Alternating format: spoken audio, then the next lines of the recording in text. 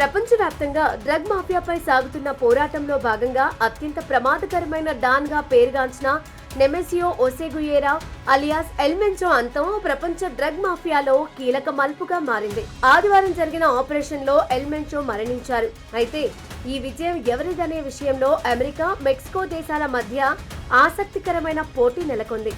ఈ credit మాదంటూ America, Mexico వాదోపవాదాలు చేసుకుంటున్నాయి. ప్రతి విషయంలో క్రెడిట్ దక్కించుకోవాలనే ట్రంప్ గురించి అయితే ప్రత్యేకంగా చెప్పుకోనవసరం లేదు. ఎల్ మెంచో మరణంపై అమెరికా అధ్యక్షుడు డొనాల్డ్ ట్రంప్ సోషల్ మీడియా వేదికగా స్పందిస్తూ తనదైన శైలిలో వ్యంగ్యాస్త్రాలు సంధిస్తున్నారు. అన్ని విషయాల్లోనే తామే గెలుస్తున్నామని, ఈ విధంగా అన్నింటిలో విజయం సాధించడం కూడా న్యాయం కాదని ఆయన చేసిన వ్యాఖ్యలు రాజకీయ వర్గాల్లో చర్చనీయాంశమయ్యాయి. ట్రంప్ వ్యాఖ్యలకు ముందు white house press secretary Karoline Leavitt ఈ ఆపరేషన్ వెనుక అమెరికా నిఘా వర్గాల పాత్ర ఉందనే సంకేతాలను ఇచ్చారు. అమెరికాకు మాదక ద్రవ్యాల సరఫరాను అడ్డుకోవడమే లక్ష్యంగా ట్రంప్ యంత్రాంగం కఠిన చర్యలు చేపట్టిందని ఆమె వెల్లడించారు. ఎల్ మెంచోను పట్టుకోవడంలో మెక్సికో ప్రభుత్వానికి అమెరికా ఇంటెలిజెన్స్ కీలక సహకారం అందించిందని లీవిట్ స్పష్టం చేశారు.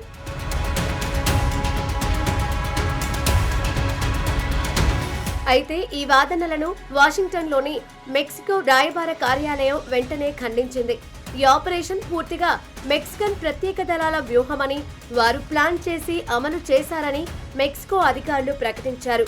అమెరికా కేవలం నామమాత్రపు కాంప్లిమెంటరీ ఇంటెలిజెన్స్ మాత్రమే అందించిందని, దానిని తాము ఒక భాగంగా మాత్రమే పరిగణిస్తామని వారు స్పష్టం చేశారు. ఈ నేపథ్యంలో క్రెడిట్ కోసం జరుగుతున్న ఈ రచ్చ దౌత్యపరమైన సంబంధాలపై ప్రభావం చూపే అవకాశం ఉందనే అభిప్రాయాలు వ్యక్తమవుతున్నాయి. మాదక ద్రవ్యాల నిరోధక పోరాటంలో మెక్సికో తన సార్వభౌమాధికారాన్ని చాటుకోవాలని చూస్తుంటే, అమెరికా తన గ్లోబల్ ఆధిపత్యాన్ని ప్రదర్శించడానికి ప్రయత్నిస్తోంది. ఏది ఏమైనప్పటికీ దశాబ్దాలుగా భయాందోళనకు గురి చేసిన ఎల్ మెంచో వంటి నేరగాడి అంతం మాదక ద్రవ్యాల వ్యతిరేక పోరాటంలో ఒక ప్రధాన విజయం. ట్రంప్ యంత్రాంగం కఠిన వాణిజ్య, భద్రతా విధానాల వంటి ఆపరేషన్ల వేగాన్ని పెంచాయనేది రాజకీయ విశ్లేషకుల వాదన.